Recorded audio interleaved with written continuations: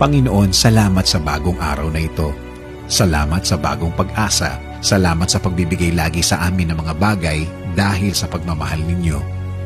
Panginoon, gusto naming magpasalamat dahil binigyan mo kami ng kaibigan para makasama, makausap at makaramay sa kahit anong pangyayari sa aming mga buhay. Salamat dahil po sa kanila gumagaan ang buhay kapag kasama namin sila. Alam po namin, Lord, na pinili mo sila carefully for us that they can be a big helping hand para sa aming mga buhay, Lord.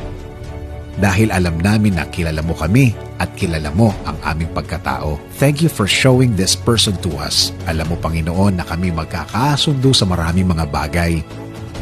Thank you for making our friendship strong all throughout the years. And Lord, thank you for making this person godly.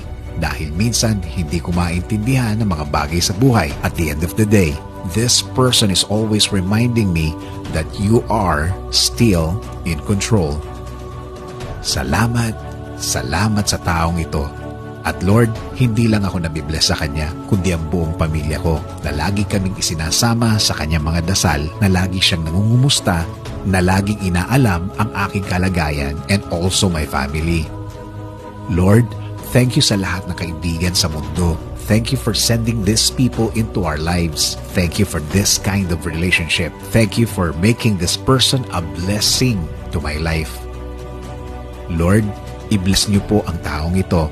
Bless them more, God. Alagaan niyo rin po siya at mahalin. Please continue to use them as a blessing to others because this person has a good heart.